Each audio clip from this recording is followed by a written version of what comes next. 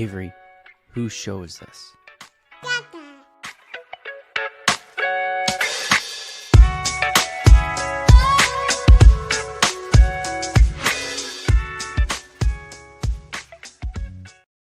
And we're live. Welcome, everybody, here to the Lakers Lounge Podcast. I'm Anthony Irwin, Senior Lakers Insider, as well as lead Lakers content creator for Offside. Joined on this fine Monday night by Raj Chapalu. Normally, Raj, you and I are catching up after a game. And we usually have to talk about that game. I'm usually in a really bad mood after a lot of those games. For one reason or another. But no, tonight you hop on here with a clean slate. There is LeBron hashtag discourse going on that we will get to hit on over the course of the show. But no, I do have an actual question for you. Okay. Was it as quiet in crypto for that game Saturday as it sounded like it was on TV?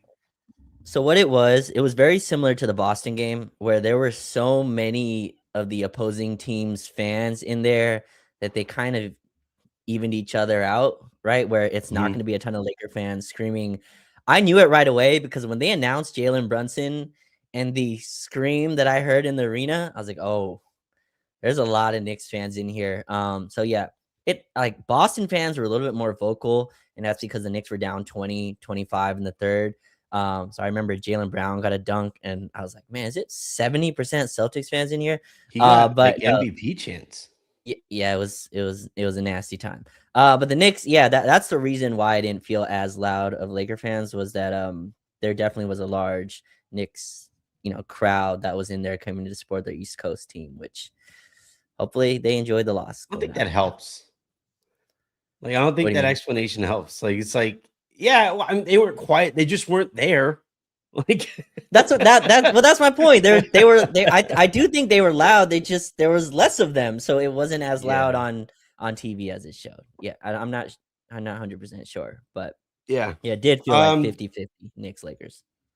We are going to be talking about that Knicks game. We're going to be talking about the Lakers and over the course, because it's like, God forbid the discourse ever be like, dang, the Lakers looked really good against the Knicks. It has to jump to the next step of all right, how can we stir some shit up right on the other half of that, on the other side of that game? And today the way that shit was stirred up was to debate whether or not the Lakers are better off without LeBron James. Should they cut LeBron James? I don't think they need to cut LeBron James. But yeah, we'll talk about that win. We'll talk about where I kind of arrived, Raj, after the game. I don't know if you listened to the show at all or anything like that, but I'll throw my theory out there again for you to see what you think of it. And then I did see one point made out there, and I'm sorry, I forget who I saw making it, but basically saying that Austin should be the clear second priority in the offense.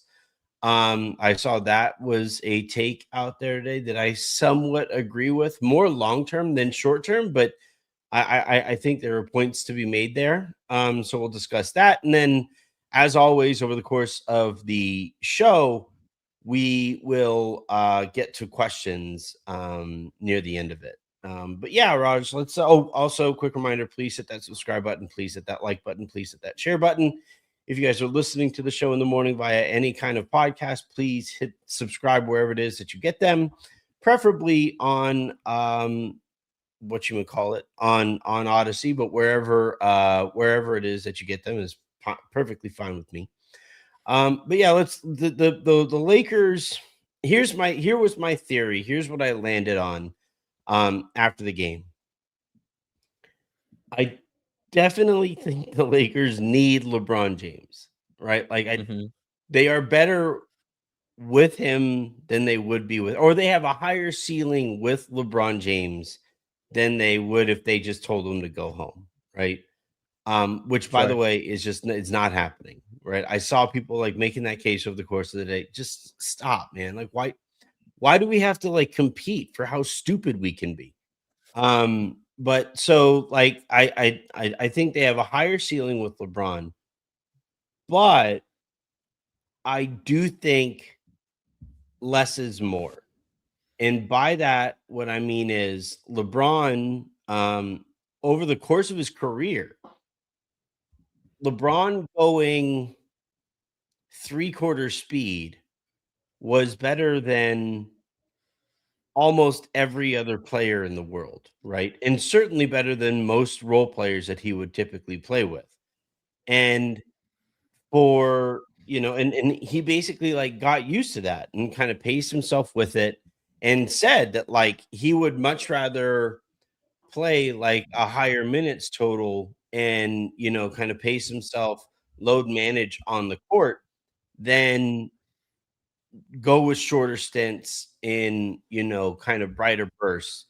And I think we have reached the point here, Raj, where LeBron at 3/4 speed is actually not better than Rui Hachimura playing the way that he did on Saturday, or he's not better than Jake LaRavia playing the way that he can defend, or Jared Vanderbilt flying around on defense. Like I think the Lakers need that higher energy level from that position, no matter who is out there. And I think when LeBron goes into stand in point mode defensively, that really hurts the Lakers. And because they're already at a athleticism deficiency, if you're also at an effort deficiency, you're bleeped. You're kind of screwed. So like basically what the conclusion that I landed on was fewer minutes for LeBron so that he can play harder in those minutes. And I think that is the path here for the Lakers and LeBron. And it's difficult to ask him to do that at this stage of his career and at this stage of the season. But I think that's where I've arrived as far as like what is most ideal for all parties involved. Where do you stand? Yeah, it's tough because even that solution that you are putting on the table, that's something like again, getting into reality. How do you go to LeBron James and go, "Hey, we did the numbers, we looked at the film, and we've decided that your minutes are too high." And I'm sure LeBron's like, "Well, I'd love to get less minutes." It's like, "No, your fit is just not working around." Luka and Austin. This conversation enters dangerous territory because anytime you put LeBron James's name, everything that comes behind it, and I'm not saying you did this purposely, but you're while explaining the situation, you said Rui Hachimura, Jake LaRavia, right? And you can throw Marcus Smart in there. You can throw the other types of players that obviously aren't of LeBron James' stature, but I guess are the types of players that you're looking around Luka Doncic and Austin Reaves. I think part of this too, Anthony, is LeBron's skill set, which I said from preseason on this show, on anywhere that I talked about, one of those three needed to be a connective tissue piece. It's just that was always the case, no matter how these lineups played out. One of those three needed to be the connector, be the dirty work type of player, Yeah. and that player just has not been Luka Doncic and Austin Reaves, and it kind of makes sense. Those are the two ball handlers. Those are the two that you want to eat offensive usage in the regular season. All things to bring LeBron's usage down in the regular season. All really good goals for a basketball team. But then I think LeBron, as the playoffs ramp up, as he's is returning to that LeBron James. And a lot of those skills are duplicative of Luka Doncic and of what Austin Reaves is doing. And I think that's why you saw Austin go 8 games without scoring 20 points. Now, some of that also is he was struggling from the field, but I'm sure if you wouldn't ask him, feels like he's not in offensive rhythm. He is not getting the offensive touches he feels. He's not When involved in the his same usage way. his usage rate dipped to like 15% in one of those Uh, games. right. And so again, this I don't think he's blaming anybody for that, but that's just the reality of the situation. Something about putting this is on obviously this is on Luca and Austin as well, just in terms of their play, but something about putting like try hard type players. I think that's the vision going forward around a star offensive backcourt that has very clear defensive deficiencies.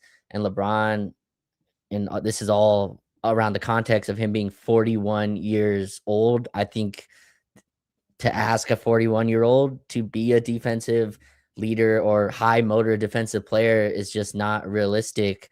But Yeah. again, when going into reality, if that is the player, then yeah, there are some real concerns. There's some real stepping on each other's foot on the offensive end. There's some real, we have 3 guys who are not plus defenders plus DeAndre Ayton on the floor. That's like that. Those are real issues that they're going into. So are they better without LeBron James? Like, no, period. Like, they are just not.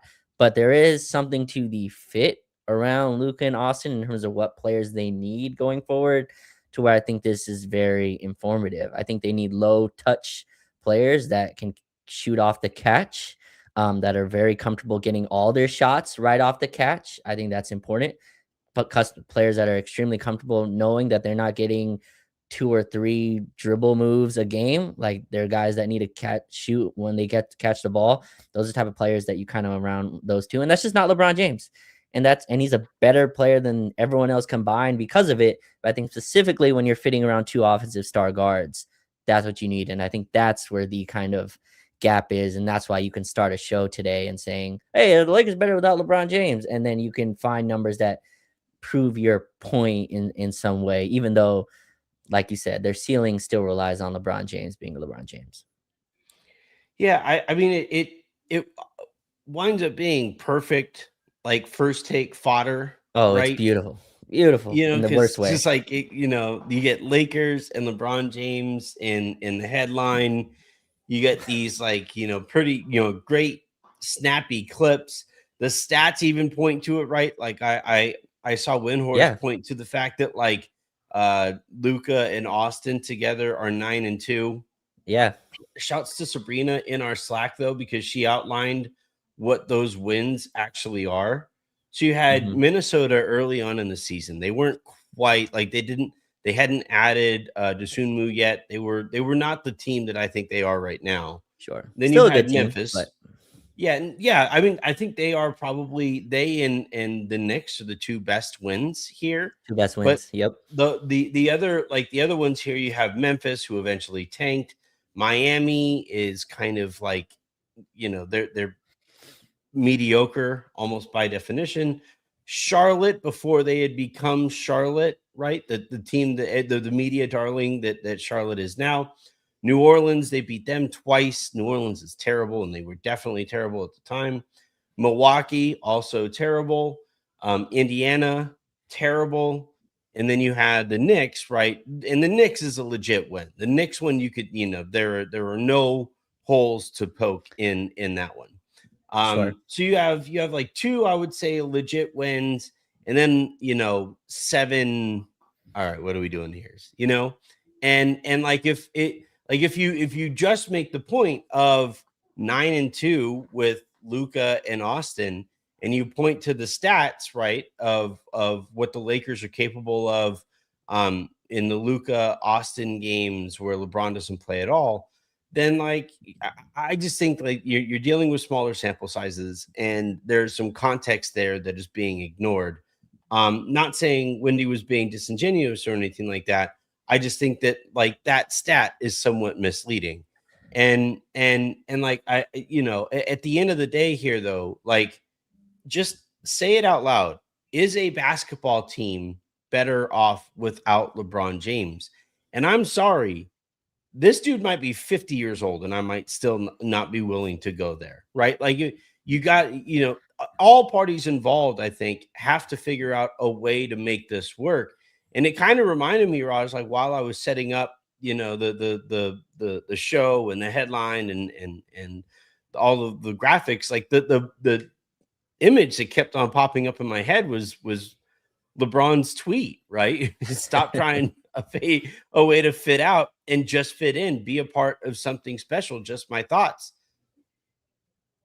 There's a tweet for everything, Sure. and I think here in this spot, like, with LeBron, he kind of has a decision to make here, not just right now with this team. And, like you said, hey, JJ Redick going to LeBron James, like, hey, bud, do you mind giving up some more minutes so that Jake LaRavia and Rui Hachimura and Jared Vanderbilt can play harder than you are, and so that you can play harder out there? Like, that's a difficult conversation for JJ Redick to have with his podcast buddy. But on top of it, like for LeBron, look at what he's walking into next year too. Like there is no non-compromise situation that LeBron is walking into, right? Like if Yeah. he wants to make more than the mid-level exception, the Cavs have to like gut their roster and then sign and trade Jared Allen so that, or perform a sign and trade featuring Jared Allen probably going to the Lakers. Is that something that the Cavs are going to want to do? And even there, LeBron walks in and it's his city. Like, Mhm. there's no two ways around it. But like he's gonna have to figure out a way to fit in with Donovan Mitchell as well, or to make that fit work with Donovan Mitchell as well. If he goes to Golden State, like that's Steph's team, that's Steph's city, and LeBron has to figure out a way to fit into that situation as well. If he stays in LA next year, then you just have that much more time to make this work. But again, that features fitting in as well.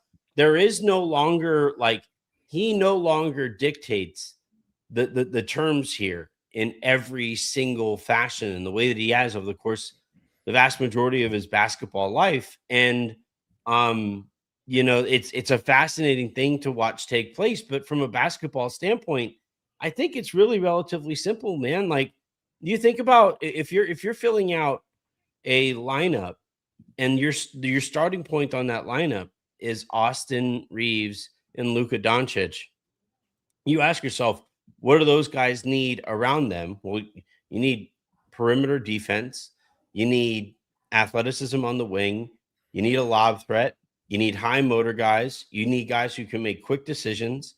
And like LeBron can make quick decisions.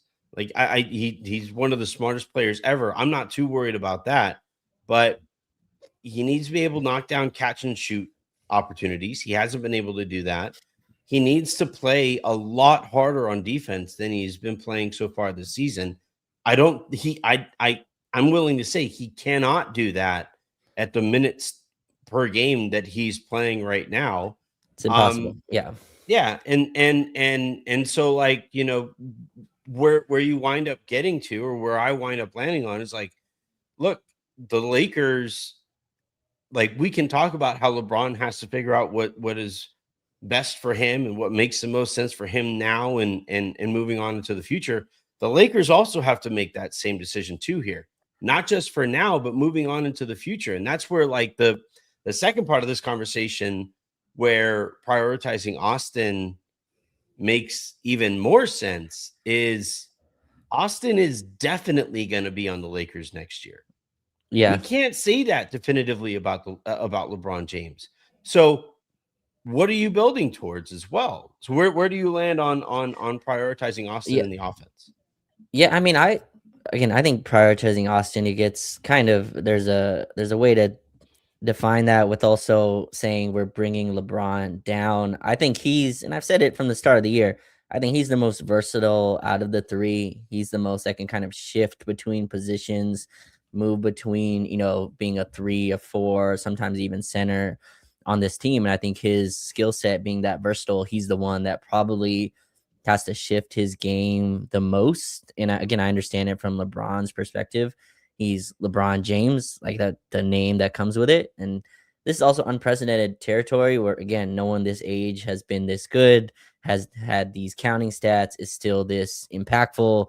You talked about where is he going to go next year. I do think he still has a lot of leverage within that in terms of where he wants to go, where, the place that he's going, who's going to be on the team, etc. I think that's stuff that he's still going to be able to get to. I still think he's going to make a ton of money wherever he goes, if it's here or if it's, somewhere else next year. But yeah, prioritizing Austin, like next year or whatever going forward is what it is. I still think even for this team, they are best when I think Luka and Austin are offensive, are going off offensively, and then LeBron fills in everywhere else. And that's what makes his game so incredible, is that you listed out 8, 9 things of what's needed around Luka and Austin. LeBron can kind of fill all of them while filling maybe none of them, right? In a certain game. Like in some of them, he's like, no, I'm not doing any of that stuff. I'm 41. This is the Charlotte Hornets coming in. we got to pick a different team when we say that, I guess, because Charlotte's playing well now. But whatever team that's coming in, like, no, I'm not doing that at 41 years Kings. We old. we Yeah, can the just king, the always king. use the Kings here. We can always use the Kings. Oh, that's a conversation for a different day. But yes, the Kings come in, and you could say, LeBron's like, I'm not doing that on this night. But but again, in a playoff series, I think this is now where you get probably engaged LeBron every single night. You get a different type of player. But I think also in the regular season, yeah, there is some stuff where the fit's better. I also think a part of this, and this is not on LeBron James, but this is just something I've noticed, the team still goes by how he goes, like how his motor is through every night, how hard he's deciding to play. The team still kind of moves by by the rhythm of his game, right? By the beat of his drum, which again is not his fault, but I still think as one of the leaders of the team, that's a natural like occurrence of a team kind of following one of the leaders of it. But I think even defensively, they go by how he's going. So if he's not rotating defensively, guess what? Someone else isn't rotating defensively. That's just something that, again, it's not his fault. It's just a thing that I've noticed with the team. But yeah, I think prioritizing Austin, I think Austin has some part of this as well. I think this level of aggression that, and JJ's talked about this, that they need to see, and Luka's talked about this, that he needs to be aggressive more on a nightly basis. I do think he's trying to fit in sometimes, and that's kind of led to some of these games that we've seen where he's more of the passer and kind of playmaker instead of the scoring guard that he can be. But yeah, I've said from the start of the season, I still feel the same way. I think LeBron being connector seems like it's a demotion, which it really isn't. It's just he's the most versatile out of them. So I think he's the one that can play different positions, can be more of the screener, can also be the guy that's running actions. But with those two involved, I think that's the best, at least for now in the regular season. Playoffs are the playoffs. LeBron's going to have the ball a ton along with Luka and Austin. But for now, yeah, I could see it. It's just, again, it's a tough thing to explain in a coaching room going, hey, LeBron, taking the ball out of your hands. Like, taking the ball out of my hands. Like, I already don't have the ball enough. You want to take it out of my hands more? Yeah. And so that's the tough. Like, Luka took 16 threes last night. LeBron's looking at that and going, I could probably take like a few of those possessions, So that's the kind of stuff that they've got to work through. To that point, Raj, I thought they missed LeBron down the stretch of that game. Sure. Like, the offense was not pretty as they were trying to hold on to that lead in that fourth quarter. Like, there were some possessions there where it was really clear that the Lakers could have used what LeBron brings to the table there. Like, LeBron going into the post, LeBron as a screener is something that the Lakers have really missed. And like LeBron just as a general like decision maker. I think he is a very big part of the Lakers being as good in the clutch as they have been this season. And so like that's why like I arrive at, and it just kind of drives me nuts how disingenuous these conversations can kind of become. Like, when I hear people say like, get LeBron out of here, like, it's look at their record, look at this, look at that, look at this, and it's like, again, LeBron was just an All-NBA player last year. He hasn't been bad this year. It'd be one thing if you looked at LeBron statistically and there was this like major drop off, in terms of his production. And I do think like his rim scoring is somewhat aided by him leaking out and getting some of those layups. And if you wouldn't count that, like, I think that's the one place where you would see a pretty precipitous drop from last year to this year. The shooting is a concern, but I think that has, we heard going into that game against the Knicks that he's been dealing with that arthritis in his feet. That's the same thing that bothered him the one playoff run when he couldn't throw a pea in the ocean from deep, right? Like, his feet really need to be right for him to be as effective as he can be as a shooter. That's how it works for everybody.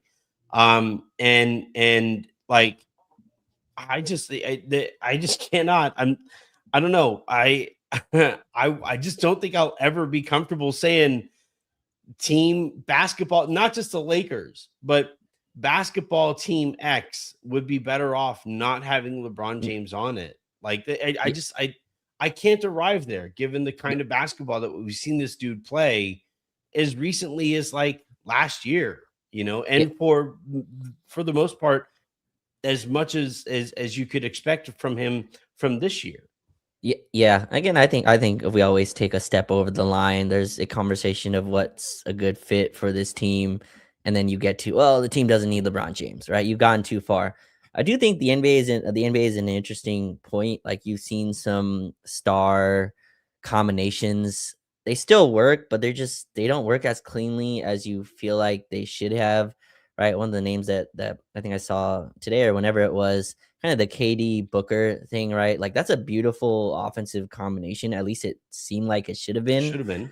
Mm-hmm. That Suns team was god awful. Like that was one of the teams I saw in person last year, and I went, "Oh, this is the worst culture team in the league from like what they know they're supposed to be doing defensively, from whatever they run on offense." That's not anything to attack the two stars. Those are two brilliant guys having an amazing years for their respective teams. The fit just wasn't as clean. And so I think I'm not comparing LeBron to KD or anything in that perspective, but I think even with this team, there is stuff that, again, I would have loved this type of stuff to be happening in game 40 instead of you have 11 game sample with Luka and Austin without LeBron, right? 11 game sample, which like what am I supposed to do with that? That's a fun, clean number to lead, like you said, first take whatever show with. Luka and Austin 9-2 without LeBron James. Yeah, we're in game 60 something. Like what that tells me nothing from this season. But again, I do think there needs to be some intentionality with how they run their offense between those three, where it's not just, all right, you have your matchup. All right, now it's my turn. Now it's your turn. Because when you have three people taking turns, one person's not going to get a turn. And like this is how these go. Austin was in the news cycle for the last few weeks, right? Of, hey, why is Austin not scoring 20 points? And I'm sure from Austin's point of view, that probably gets annoying. That's like, hey, I'm playing with two other dudes averaging 28. Like, Yeah. how am I? It's gonna be tough for me to get my 20. In an efficient way. It's the Chris Bosh thing, like Yeah, the third star is always going to be undervalued and underrated, in terms of conversations about the team. right. And so again, now LeBron's in the news cycle this week for when LeBron doesn't play. Look how Luka and Austin both get 30 when LeBron doesn't play, and then LeBron's probably sitting at home and going, wait a minute, like, hey, I'm getting 25 a night. Like I'm not harming the team. So that's the interesting point. The tough part is when, you bring Rui Hachimura's name and Jake LaRavia's name. Like that's the part where it's very tough. The average fan probably tunes out at that point, right? When you're like, hey, Yeah. LeBron James is coming out for Rui Hachimura and Jake LaRavia, and they're like that doesn't make a lot of sense. Even if there is maybe a conversation in terms of the context of what fits around Luka and Austin, are players like Jake LaRavia who run around, play very hard, even if they're not shooting well, they rebound, they do their job on defense in a way when Luka and Austin are already eating up the offensive responsibilities. Then you need the outlier, the outside players to kind of do the little stuff. And I think that's been missing all year.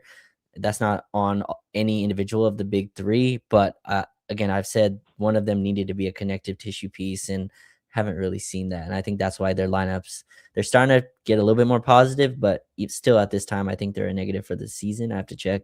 But yeah, that's to me, I think where this LeBron conversation lives. And that's sad.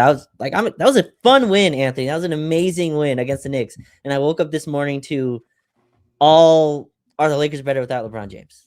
It's a fun win, man. Yeah. Yeah, the thing is, like, I can have fun figuring out how the Lakers can be better with LeBron James. Like that's the part of the conversation that I think was lacking nationally over the last 24 hours. Wasn't like because it's such a stupid question. Are the Lakers better off without LeBron James? It's just so dumb, and that conversation just becomes so stupid. What I think is a lot more interesting and fun conversation is how can the Lakers be better with LeBron James? What can happen here, realistically speaking, to become better with LeBron James? Because like that win over the Knicks, it wasn't just because the Lakers were really good. Like the story against the Knicks was what the Lakers did defensively.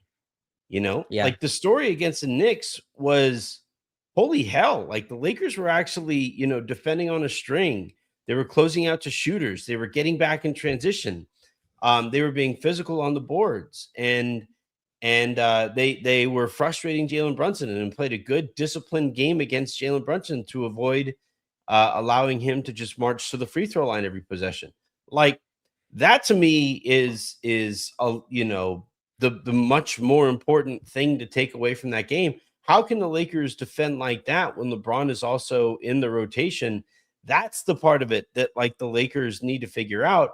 And to me, the answer is just instead of 33 minutes a night, can he play 29 minutes a night? Can he play 28, 29 minutes a night? And in those minutes, not stand there and point out which rotations he isn't making. Like those, that's the part of it that, that I think is a lot more interesting and frankly important than, what can the Lakers do this without LeBron or do the Lakers like I've seen a lot of people kind of like making the point of, well, let's just fast forward to when LeBron's cap number is, or 55 million isn't on the Lakers cap next year. And man, Yeah. doesn't that get exciting, right? When you have $55 million to spend elsewhere on the roster. And it's like, I kind of get it, but also the Lakers not almost, I would say that, but they got like a lot closer to coughing up that lead than I would have liked to seen them get to. And that featured not getting the ball into the paint. The offense got super stagnant. And Luka, like you said, took 16 3-pointers. There were some empty possessions there that like LeBron, like instead of, because kind of like how ridiculous it sounds when we're saying, yeah, maybe LeBron should play a little bit less so that Jared Vanderbilt can Mhm. get more minutes. Well, Luka's going to think it's just as ridiculous for you to say, like, well, Luka, instead of you taking that step back 3-pointer there, what if we ran a set for Luke Kennard? Like, either way, you're going to be asking a superstar, about the other options that are not them. And in this case, though, like it is a lot more feasible to be like, hey, Luka, instead of shooting that setback 3-pointer there, what if we ran something with LeBron? Like, what do you think about that as an option? Yeah. And that becomes a lot easier of a sell. And that to me is like the best version of the Lakers, where you get the sacrifice from Luka that allows LeBron that couple possessions late in the game. You get the sacrifice from LeBron James over the course of the game so that the Lakers defense is better on average whether he's on the court or not. And then by the end of it, you have this clutch time juggernaut that, offensively, it makes it really different. And also, when I think part of the reason that the Lakers are so good in the clutch is also because that's when LeBron tends to be most kind of engaged on defense too. So that's like the best version of the Lakers. And that to me is like finding, like, solving that Rubik's cube is a lot more interesting and a lot more impactful than these dumb first take conversations that I keep seeing people emulate on Twitter while they begrudge what first take and inside the NBA has become. Yeah, they become what you've hoped to not hoped you hated, or whatever Yeah. the quote is. LeBron had this answer. I don't remember if it was this year when it was, and I believe him because I think he's had more experiences than anyone. Someone asked him where he was commenting on, is there a difference when you play 25 minutes to 35 minutes, right? Someone was asking about minutes in a game, and he was saying how his preparation for a game is so long, like it's like a 24-hour preparation Yeah. that, the 10-minute difference in a game is not really shifting a lot of what he's doing, right? Like the 10-minute difference doesn't make. Now the doctors and the science and all that says something interesting where obviously they have a minute restriction on players when they return from injury, but I guess my point is I don't see that as impacting his defensive effort night to night. 4 to 5 minute drop from 28 to 33. I don't think that changes much. I think LeBron has a calculated way a surgical way of looking at a game, going, all right, I have these 6 minutes. I can exert this amount of energy, and then I have this amount of minutes. The lead is at 13. Even if it cuts to 8, we have the offensive power to cut it back to 15. He's doing those, I think, micro managing of a game throughout. So I don't think that, changes much. I do think on the offensive end, there's more potential for all three of them. Again, this is what games 18 or 19 between the three. I'd love to have a longer roadmap. We don't have that, but LeBron as a screener, as you mentioned, is something they've opened up. Luka's shot selection, I think it is what it is. I've mentioned before, asking him about this type of stuff is asking like a fish about water. It's like, what are you talking about? Like, this is like, like asking him, like, why'd you take that step back three right there? It's like, because I thought it would go in. Like, what do you even mean? Why would I take that step back three there?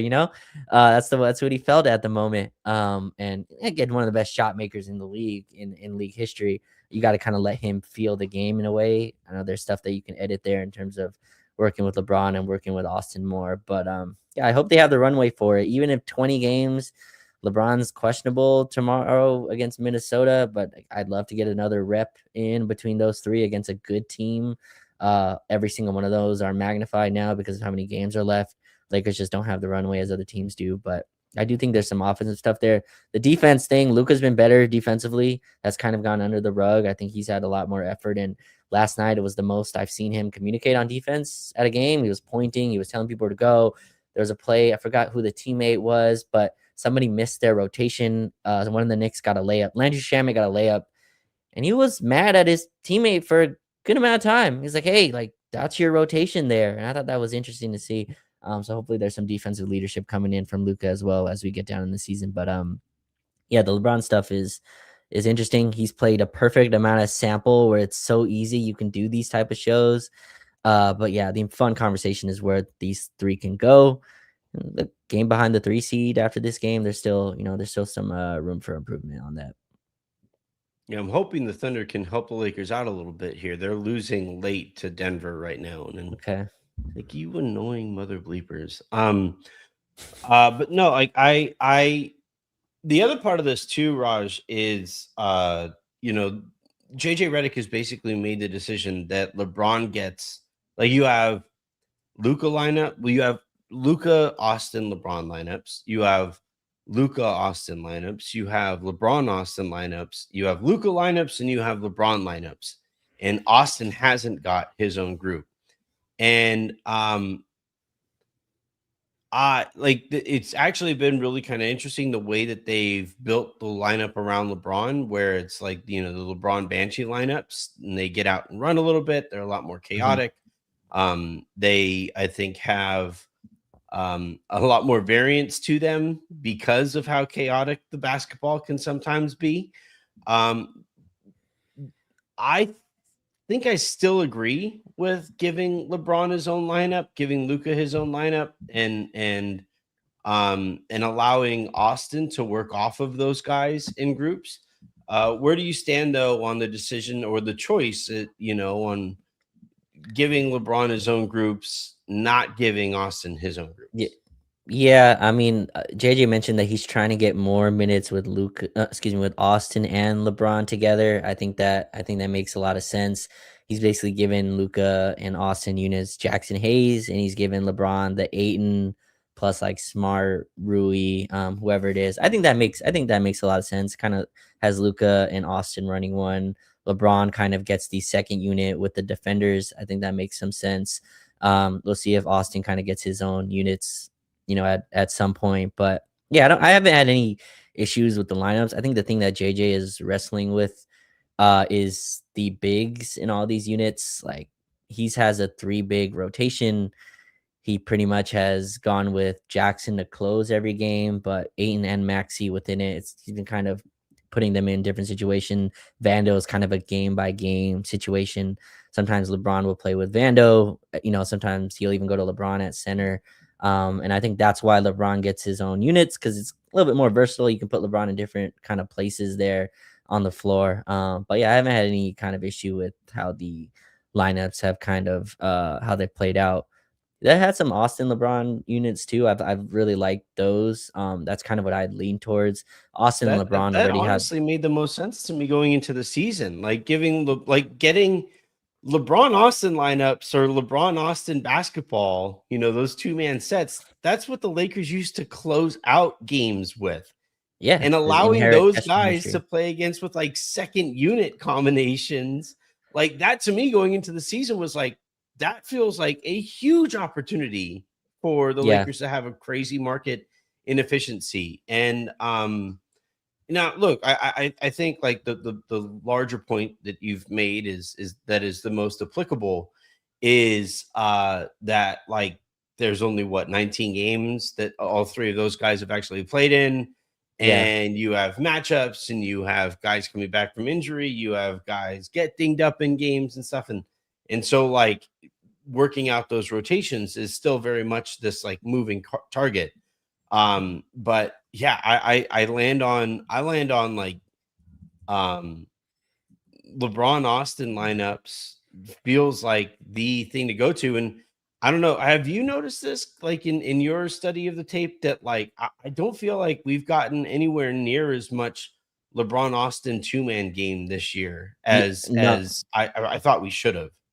yeah, I thought we should too. No, we haven't. And I'm not sure why that's happened. I think mostly we've run stuff with the bigs. Marcus Smart and LeBron actually have a lot of 2-man action. They have their side ball screen that they run a lot, and it's basically just to get LeBron in the post. That's pretty much where he's been operating. But that's a place I'd like to see more. We've got a little bit of Luka LeBron screen action, but again, not as much as I'd hope for. And again, I think the basis around this is there just hasn't been a lot of time play together, not a lot of stuff implemented.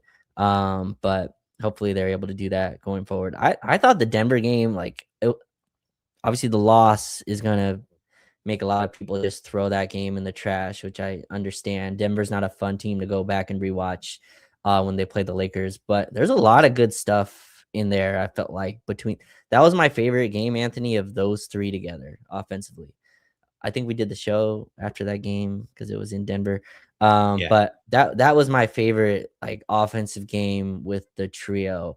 All of them had their point of the game where they went going offensively, and then I thought like it all kind of coalesced together where they were all threats in a meaningful way. And again, Denver didn't have Aaron Gordon, Peyton Watson. The context of the game matters, but I thought that was the best I've seen it, and then we haven't seen it since. So, and that's kind of been the definition of this season. Get little pieces that make sense. Puzzles starting to come together. You got like one piece here that's missing, and then you're kind of waiting to get the puzzle pieces back. So yeah, we'll see if he plays tomorrow. Again, I hope he does. I think this team is is finding stuff. The games against the record over 600 teams is what it is, but I'd love to see them get another chance tomorrow against a really good team. I'm seeing people in the chat acting like I'm sitting here saying that the Lakers are better off without LeBron James. Like LeBron stands. You've had 20 some odd years. Like your guy has been the best basketball player in the world for like most of the last 15 years, right? Like he's 41 years old. All I'm saying is that at 41 years old, he maybe take a miniature step back. Like all we're asking is that like LeBron fit into the context of a basketball team at 41 years old.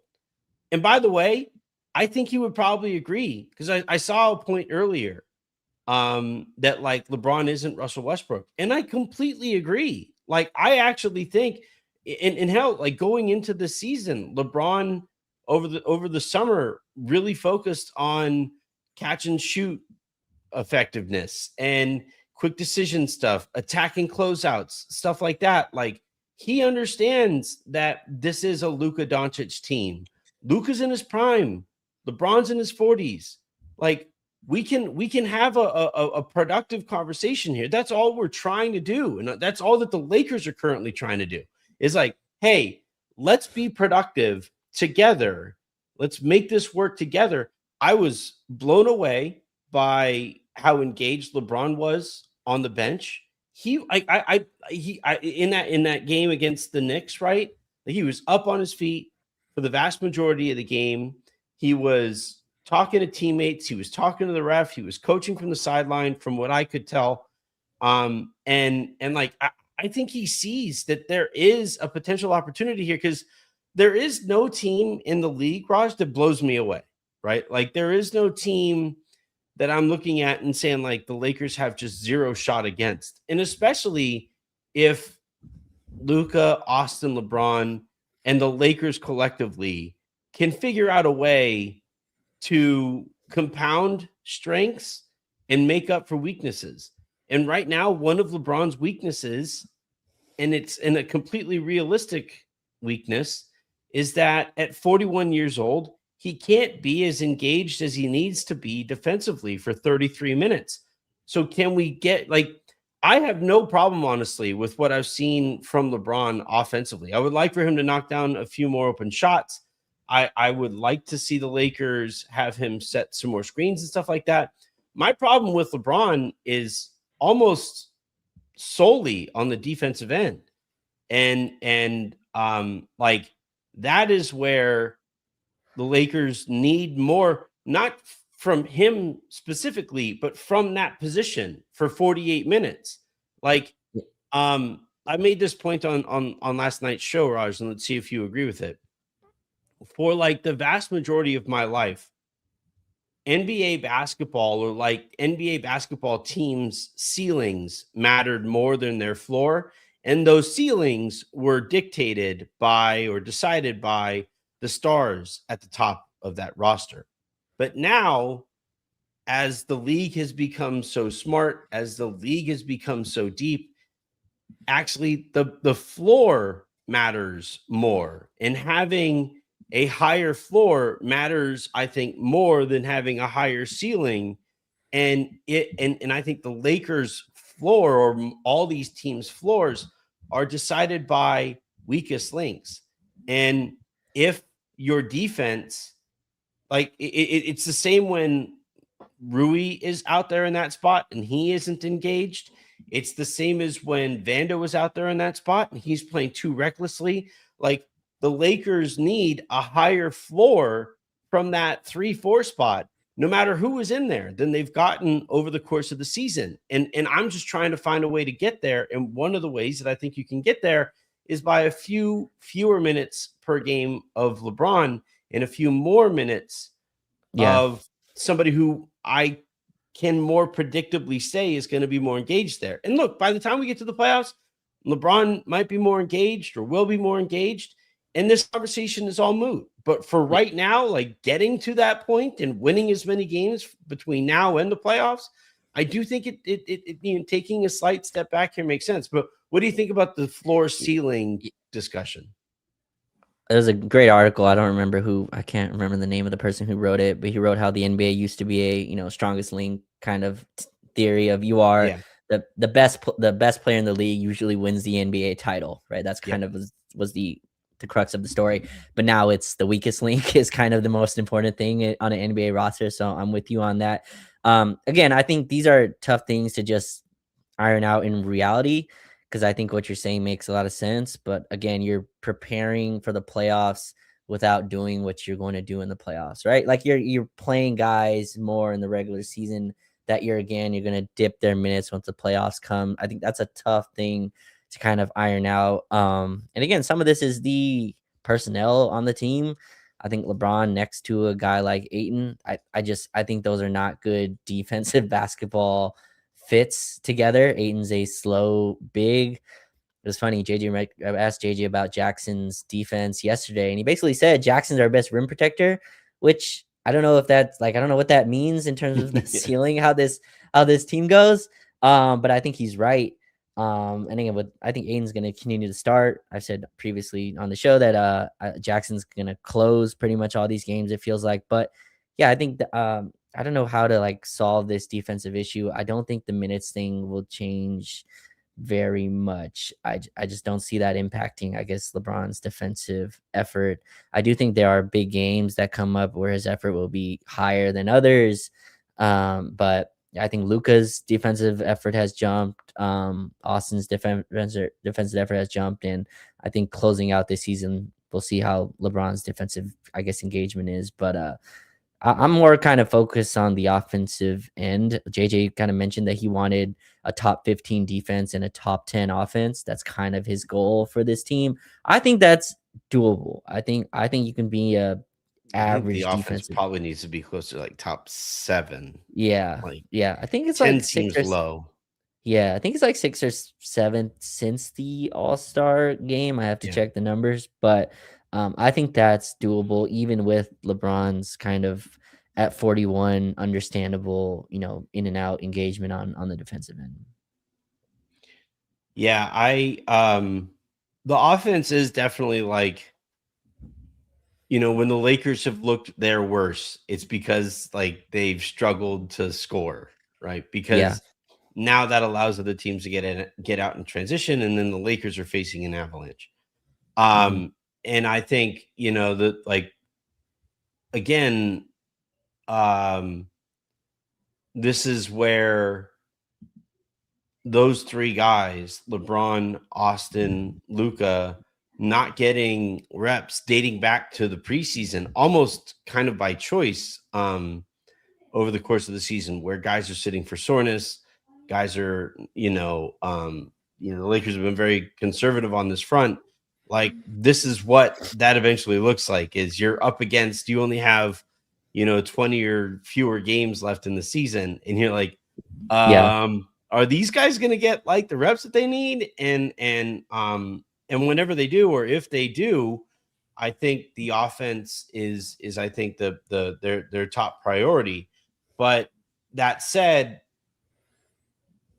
I think only the Nuggets are Yeah. the Nuggets had like the worst defense of a champion, over the last 15 years or so. And they Mhm. were 18th in defense, and they had better defensive personnel than the Lakers do.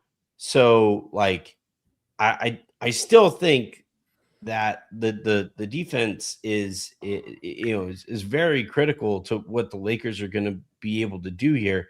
And like, also, if the Lakers can get stops when LeBron is on the court, one thing I will give LeBron a ton of credit for is he has been basically their entire transition approach. Like, Luka doesn't like running. Austin is more of a hit ahead guy than he is like finishing transition plays. You look at the other guys on the Lakers, right? Like, Jackson can rim run. He definitely rim runs better than Aiton does. Rui is hit or miss in transition. Vando is mostly miss in transition. Jake is a pretty good transition player. But like LeBron, I think he still leads the league in transition points, and they aren't all of the leak out category. He is the one of those three guys who kind of recognizes, at least early on in the game, hey, we need to actually get something from getting stops here. And that's something that, like, again, like this notion that the Lakers could potentially be better off without LeBron is farcical, because if they don't have LeBron, they don't score transition points. That's just it drops off a cliff, and It that's a it really important part of any team's success. it is. The thing I'll say about that is LeBron gets about 20% of his if his usage in transition. And that just is not something you get against good teams. Like, LeBron does add to the transition offense for sure. He's our best transition player by a mile, but I think they're gonna have to figure the half court stuff out, Anthony. Like, there's no way around that. Good teams don't Yeah. let you live in transition. Boston gets back, the Knicks get back. Denver, even as bad as a defensive team as they are in crunch time when the game matters, they're back. So that's the stuff that I think they're just gonna have to figure out. And again, the Denver game, I thought was a little bit of a blueprint of how those three can kind of operate together. But yeah, the transition stuff definitely LeBron has missed for sure. But that's just something that's one of the first layers of NBA basketball that's taken away when the playoffs starts, right? You're just not getting the transition stuff as you do in the regular season. So again, that stuff I hope they're able to build. They had a practice today, but none of the guys did any live action. So we'll see how much that was kind of implemented. But yeah, I think they have 19, 20 games left. Figuring out the half court offense stuff, I think is what I'm looking for. When you say that was the blueprint, what do you mean specifically? Yeah. I thought they found a really nice rhythm of, each guy kind of getting their lineup to attack, or each guy finding a point in the game where they like their matchup. I thought Luka and Austin, were going at Jamal Murray. I like, LeBron kind of getting to the basket on Jokic. I thought like all three of them, the shot distribution, I have to go back and look at the numbers, but I just thought all three of them found a nice rhythm in the game where at the end of the game, it felt like all three were threats in a way that I just haven't seen as, enough when all three of them play. All three were not only threats, but in an offensive rhythm where you're, all three of them were kind of cooking in some way. But that's something I'd like to see. That's kind of the blueprint for me against a good team. Again, missing some of their better defenders. But even with that being said, that's something I'd like to see continue tomorrow against another tough kind of, with athletic wing type of team with Minnesota. I'm actually really looking forward to, and I'm glad that like we're at a point in the season where more of these games are tests than kind of softer games, Like I like that the schedule has ramped up, and I like that kind of night in, night out. Like it's nice that the Lakers will basically go into the playoffs coming off of something that emulates or more closely emulates playoff basketball. Like I don't have the numbers to back this up, but I've always kind of thought that teams that have a softer late season schedule have to ramp back up by the time you get to the playoffs. And I think that costs them maybe a game early on in the playoffs. But for the Lakers, like getting a bunch of these tests in a row, having to be engaged on a night in, night out basis, or get embarrassed right away, I think that really helps. And look, like it's like you said the other day, the last time you did the show, either you start passing some of these tests, yeah, or you fall into the play-in. Yep. There's no middle ground. no two ways about it. And yeah, I don't know. Like I'll also say this. There are far too definitive statements made about the Lakers. And the questions that they're facing, when I don't see those same definitive statements made about other teams, right? Like I don't hear ever, some other, on some national podcast, the point made, or even in our own chat, like you were just right as I've been talking, right? Can't play Luka, AR, and Braun in the clutch. They've been excellent in the clutch. Like, why are they've been one we, of the best. like why? Like, I don't understand how we kind of arrive at these just highly definitive points when the stats directly contradict that. And again, like think of what you're saying. You should bench one of your three best players in the most important minutes of a game. Like you wouldn't say that about any other basketball team. Whether you're talking about Luka or LeBron or Austin, like it's crazy to me that people watch the Lakers and think of ways to bench one of their three guys all the time. And it's simply because you happen to be a Luka stan, you happen to be a LeBron stan, or you happen to be an Austin stan. Like, yeah, where are the Lakers stands at? Can we get more of those? Yeah, I feel like I'm going crazy every time. And again, the record against good teams is what it is. But one game back of the Timberwolves, the Nuggets losing tonight. I think they're about to lose. They're down 7. Here going down the stretch. The Lakers will move ahead of them in the standings, which you would never know listening to the conversation on all the teams. And like they have some deserve, like they have the best player in the league. And they have their championship level type of team. But look at the standings. The Lakers will be ahead of them after tonight with as many games that we've just kind of belabored here. The point all show of how they've missed one of their three pretty much all year. So again, that's what's so fun about the Lakers is they can be whatever you want them to be. They can either be one of the best 3-man trio in the league or the worst depth in the league. However you want to frame the team, you can. And I think that's why after wins like last night against the Knicks, you can have stories like you have today. But yeah, it's funny because you would never say that by any other team after a good win. You wouldn't go to whatever one of their top whatever players and go, oh, is the team better without them because they got a home win? That's just not a conversation you'd have. But the Lakers are a story, no matter what. The Thunder are about 50 seconds or so from beating the Nuggets, right? And they're doing Yeah. that without Jalen Williams, and they're doing that without Isaiah Hartenstein. Do you think any show tomorrow is going to be like, are they better without those guys? Right. Like, Not a single one. No. no, of course they wouldn't. Like, and that's a legit win. Just like the win against the Knicks was a legit win. Why can't we again try to be productive in the conversation rather than like that's the crux of it, Raj, is that you and I and the Lakers, frankly, are trying to find a productive, additive solution to what we've seen so far this season. And I think far too often in sports, and specifically with this Lakers team, the conversation is instead about how do we remove stuff from the Lakers to make them better? And it's like, that's not how sports work. You don't remove talent to get better. Yeah. It might work like that in sports movies with like a guy that, the head coach butts heads with for a little bit. But you know what eventually happens in that sports movie?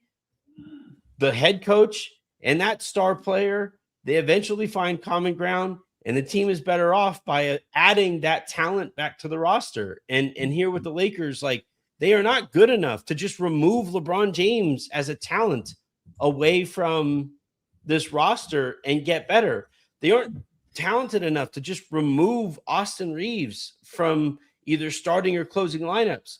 They need to get everything that they can possibly get from all of their most talented basketball players, period. So let's, instead of like having these conversations about like, hey, who should the Lakers remove to get better? No. What can the Lakers do to get more out of their most talented players? That to me is, and it's just like a more fun conversation. Like I actually, this conversation has been a lot more fun than, like, I would hope it's more fun to listen to than these first take shows. Definitely more fun to talk about than to listen to whatever was going on today, for sure. Yeah. All right. I didn't see any super comments over the course of the show, and I am tired. This hour flew by. It's crazy. Shouts to the Thunder. Looks like they're going to take care of business over the Denver Nuggets. So that means that the Lakers will be the 5 seed, right? Yes, they're already the 5 seed, I guess, because they're tied with Denver. But yeah, they will. I guess they're just a game up in the loss column against Denver in this chase for the 3 seed, which they control their destiny with. They play Minnesota tomorrow, play Denver on Saturday. They have a Bulls game sandwich in there, which is kind of the trap game of the week. But yeah, Minnesota today and Denver on Saturday to kind of control your destiny for the 3 seed. I think this is a good point here too by Victor, just to wrap things up. I think the way that the front office has moved is also a reason this team is not taken seriously. And what I would take that to mean is that, like, I guess I don't like the definitive statements made about various people across this organization that have a lot more to do with like poor roster construction than that person in and of that, himself. Right. So like, I'm not willing to say that JJ Redick is a bad head coach because I haven't seen him coach a roster that was built for that season yet, or for that postseason yet. I'm not willing to say that like Luka Doncic is this loser that Nico Harrison thought himself to be or thought that Luka was, because his starting centers in back-to-back postseasons were DeAndre Ayton and Jackson Hayes. I'm not willing to say that like AR, Luka, and LeBron could never work because these rosters have been punted rosters in an effort to get to this upcoming summer. Like, and like, yes, all of these guys do have to compete with this roster, and you can make predictive statements about the way that you think this postseason might go based off this roster. But I think it has a lot more to do with the roster than it does with Luka, LeBron, Austin together or individually. As you prep for this postseason. Yeah, well, we'll see how this goes. They've obviously been very clear on their intentions of what they want to do. I've loved the Luke Kennard fit. That's been one of my favorite players to cover. Really cool, really good guy to ask questions to as well. But I think Kennard's fit has been Does awesome. he ever blink? Have you seen him blink yet? I think he's blinked. I don't think it's humanly possible not to blink. So I think he'd had to have blinked. I'm not counting them, which would be weird. But yes, I'm sure he has. But I think his fit has been awesome. Again, it's not enough to kind of get the Lakers wherever they need to probably go. But we'll see this summer. But I still think this team has a puncher's chance to do something. I think the top end talent kind of gives you that puncher's chance. And their record is what it is. But if you can get home court in a playoff series, I think you have a chance of winning it. And then from there, it's kind of what matchup you get after that. Who's hot, who's rolling, have you found some rhythm, some continuity, all things that we've seen, teams use and leverage to kind of get farther in the playoffs than they, were predicted to. So we'll see. But yeah, I understand from a fan base perspective how sometimes they can, I guess, not take it as serious. But I think this team does have a puncher's chance, and I'm hoping they get that opportunity. Oh my God, Shea just hit a huge shot. While I was talking, the Nuggets had they've tied it, and they tied it at 126. Now, like Shea made a 3 to win it. Essentially, but good Lord, dude, like what the hell? Why make me sweat like that? That was mean. Well, I guess Lakers got their help from the outside. Let's see if they take advantage of it on Saturday. Yep. All right, everybody. Thank you, everybody, for tuning in. A reminder: please hit that like button. Please hit that subscribe button. Turn on those notifications. And then, if you guys are listening in the morning via podcast, subscribe wherever it is that you get them, preferably in Odyssey, but they all count the same. Raj, anything that you want people to keep an eye out for, or that you want them to check out? Yeah, I have a piece I'm working on of I asked JJ about Jackson Hayes' kind of defensive improvement. I have a piece on that for Silver Screen and Roll. I have an offside video coming out soon on the Lakers win yesterday, and yeah, excited to be back in the building tomorrow. Recording Lakers Detailed in about an hour and a half, so we'll be there around 8:30, talking more on that Knicks win. But yeah, fun week of Lakers basketball, and then Anthony, they go on a 6-game road trip. And I'm kind of happy about that. A couple of games. We need you to like somehow move closer to Staples Center, because yes, yeah, that's a long trip for as many home games as you're going to. Yes, with no traffic, it's actually an easy trip. But as they always say, there's always traffic. But yeah, with no traffic is not something you can say about Southern California. Yes. It's like we take it. If you honestly, like, if it was a little warmer, Antarctica would be nice. Okay, yeah, but like that's kind of the thing. Right. Yeah. I will say I was in San Francisco, and somehow that traffic was worse. I was like, it's a Saturday afternoon. Why are we backed up 50 cars? I'm like, oh, that's just normal San Francisco traffic. I was like, all right, well, I'm not going to complain anymore about LA. So yeah. All right, everybody. Have a great rest of your evenings. Make somebody else's, and I will talk to you guys tomorrow after the game.